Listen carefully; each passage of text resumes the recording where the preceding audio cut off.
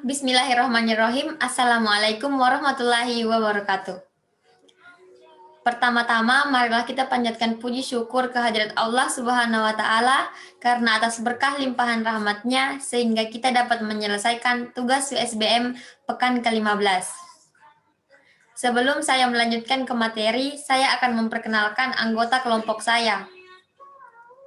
Yang pertama ada Gilang Fauzan Sadewa sebagai pemateri, yang kedua ada Khairina M sebagai pemateri, yang ketiga ada saya sendiri Husna Hairia sebagai moderator, yang keempat ada Feni Ros sebagai pemateri, dan yang kelima ada Hadifah Lecika sebagai pemateri. Materi pertama akan dibawakan oleh saudari Hadifah Lecika. Kepadanya waktu dan tempat saya persilahkan.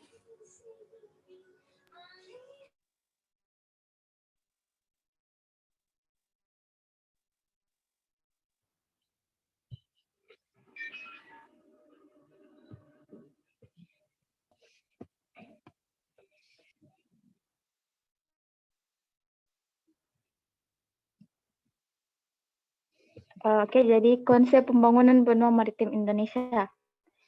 Ada 5 aspek yang dapat menjadi modal utama dalam menopang penguatan pembangunan negara maritim modern di Indonesia.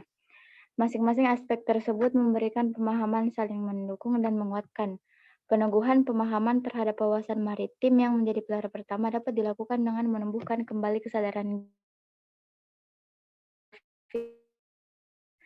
Pilar selanjutnya adalah penegakan kedaulatan keamanan, constabulary, dan pengendalian atau civilian monitoring, control, dan surveillance, beserta penegakannya atau enforcement, yang utuh untuk dan berkesinambungan. Pembangunan industri maritim sebagai pilar ketiga memberikan kontribusi akan keberadaan negara maritim yang modern dengan mengikuti perkembangan ilmu pengetahuan dan teknologi. Pilar keempat meletakkan pentingnya penataan ruang wilayah maritim. Terakhir, penegakan sistem hukum maritim. Penegakan dapat dibangun dengan ocean policy yang lengkap, mulai dari yang bersifat payung, undang-undang pokok, sampai dengan yang bersifat operasional, baik hukum publik maupun hukum perdata yang mengakomodasi hukum adat. Itulah materi pertama, selanjutnya saya kembalikan kepada moderator. Baik, terima kasih. Materi kedua akan dibawakan oleh saudari Khairina M. Kepadanya saya persilahkan. Baik, adapun keadaan dan masalah maritim di Indonesia. Yang pertama adalah illegal fishing. Illegal fishing atau penangkapan atau mencuri ikan secara ilegal melanggar hukum marak terjadi di wilayah kelautan Indonesia, di mana dilakukan oleh nelayan negara lain yang masuk ke wilayah kelautan Indonesia untuk menangkap ikan secara ilegal. Itu menjadi ancaman bagi kelautan Indonesia. Adanya illegal fishing jelas merugikan bagi bangsa Indonesia. Yang kedua adalah masalah sampah. Indonesia merupakan salah satu negara penyumbang sampah terbesar di laut. Kepadatan sampah laut beragam dari satu lokasi ke lokasi lain dipengaruhi oleh kegiatan-kegiatan manusia, kondisi perairan atau cuaca, struktur dan perilaku permukaan bumi. Sampah yang masuk ke laut umumnya mengandung banyak plastik dan logam yang mengalami proses pelapukan dan penguraian yang cukup lama, yaitu 50-400 tahun. Selanjutnya adalah pemburuan ikan dengan cara merusak. Pemburuan atau penangkapan ikan dengan cara merusak juga marak terjadi di wilayah laut Indonesia. Cara yang sering ditemukan dengan menggunakan bahan yang berbahaya seperti portas dan sianida. Ada juga yang menggunakan bahan peledak. Itu semua jelas dapat merusak sumber daya ikan dan lingkungan laut. Selain itu dilakukan penangkapan ikan berlebihan.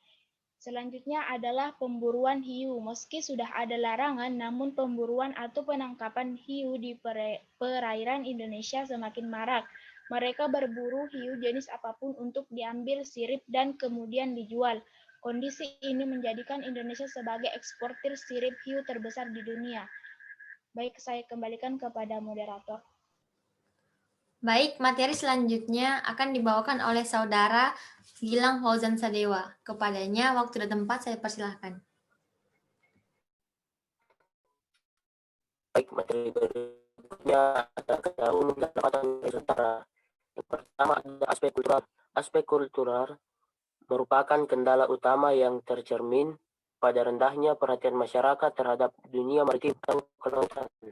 Kenyataannya, sebagian besar masyarakat Indonesia hingga kini masih kuat terbelenggu budaya agraris dan berorientasi daratan. Sedangkan orientasi ke kawasan maritim yang sangat lamban. Disinilah letak ironi Indonesia sebagai bangsa yang mendiami negara kepulauan. Memang pengelolaan ZEI jelas tak akan efektif jika hanya mengandalkan nilai tradisional dan teknologi seadanya. Karena itu, Indonesia perlu membangun armada laut nasional yang kuat dan modern agar mampu menjangkau semua sudut wilayah ZEI secara efektif, yang berarti perlu persiapan modal dan teknologi tinggi. Keterbatasan armada laut serta berbagai sarana penunjang operasional lainnya merupakan kendala serius bagi Indonesia, baik dalam konteks manfaat maupun dalam kerangka pengawasan sumber daya alam laut di kawasan ZEI. Berikutnya, penegakan hukum. Salah satu tantangan serius bagi Indonesia saat ini adalah masalah penegakan hukum di laut, baik hal kemampuan tenaga aparat hukumnya maupun aspek sarana operasionalnya. Ketentuan perundang-undangan menegaskan bahwa aparat penyidik atas pelanggaran hukum di kawasan ZEI adalah perwira TNI Angkatan Laut yang ditunjuk oleh Panglima TNI. Ini berarti untuk kepentingan penegakan hukum di laut, Indonesia memerlukan personil perwira Angkatan Laut yang berkemampuan melakukan tugas penyidikan, dan hal ini tampak masih sulit dipenuhi. Padahal, di sisi lain, efektivitas penegakan hukum para perwira penyidik tersebut seyogianya disebar di berbagai pulau, terutama di kawasan yang potensial bagi kasus pelanggaran, misalnya kawasan timur Indonesia. Terima kasih. Saya kembalikan. Baik, terima kasih. Materi selanjutnya akan dibawakan oleh saya sendiri tentang pembangunan maritim Indonesia jangka panjang. Pembangunan maritim Indonesia jangka panjang yang pertama, penyusunan dan implementasi RT/RW atau Rencana Tata Ruang Wilayah Darat Pesisir Laut secara terpadu yang mengalokasikan sedikitnya 30% dari total ruang wilayah pesisir dan laut sejauh 12 mil dari garis pantai untuk kawasan lindung dan maksimal 70% sisanya untuk kawasan pembangunan. Yang kedua, revitalisasi atau peningkatan produktivitas, efisiensi, dan sustainability seluruh usaha ekonomi kelautan yang sudah berjalan, mulai dari usaha perikanan tangkap, perikanan budidaya, pariwisata bahari, perhubungan laut, sampai galangan kapal. Ini dapat diwujudkan dengan menetapkan 5 prinsip ekonomi biru pada setiap usaha ekonomi kelautan. Yang pertama, ada skala ekonomi. Yang kedua, manajemen rantai suplai terpadu atau produksi, proses, dan pemasaran. Yang ketiga, ada teknologi inovatif pada setiap mata rantai sistem bisnis. Dan yang keempat, inklusif dengan melibatkan masyarakat lokal.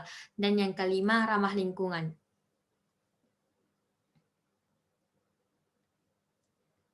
Yang ketiga, dengan mengaplikasikan kelima prinsip ekonomi itu, kita kembangkan berbagai sektor usaha ekonomi kelautan baru, seperti industri bioteknologi kelautan, industri nanoteknologi kelautan, energi terbarukan dari laut, deep sea water industry, deep sea mining, dan coastal and ocean engineering.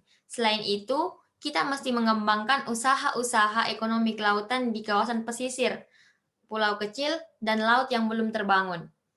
Yang keempat, memperbaiki dan mengembangkan konektivitas maritim yang meliputi 1. Akselerasi dan pengembangan dan mengembangkan konektivitas maritim yang meliputi akselerasi pembangunan tol laut seperti pelabuhan, kapal barang, dan kapal penumpang. Yang kedua, jaringan informasi dan telekomunikasi atau broadband internet. Yang kelima, rehabilitasi ekonomi ekosistem pesisir dan laut yang telah rusak, pengendalian pencemaran, konservasi keanekaragaman hayati baik secara in situ maupun ex situ, akuarium, ex situ seperti SeaWorld, akuarium, dan pemulihan genetik atau genetic improvement, dan pengkayaan stok ikan dan biota laut lainnya untuk memelihara dan meningkatkan daya dukung serta kelestarian SDA dan lingkungan pesisir dan lautan. Baik, selanjutnya akan dibawakan oleh Saudari Feni Ros. Kepadanya saya persilahkan. Baik, saya akan membacakan simpulan dan saran.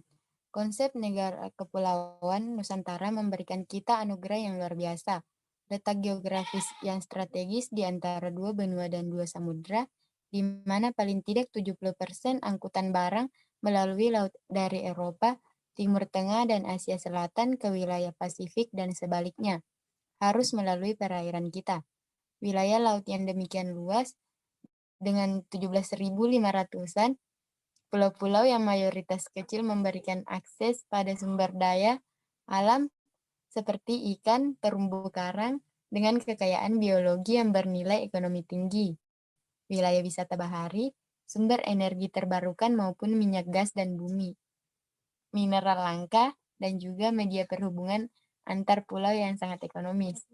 Ocean Policy menjadi sebuah pilihan wajib dan keharusan yang dilakukan pemerintah dan semua komponen bangsa untuk mengedepankan sektor kelautan dalam kebijakan pembangunan nasional.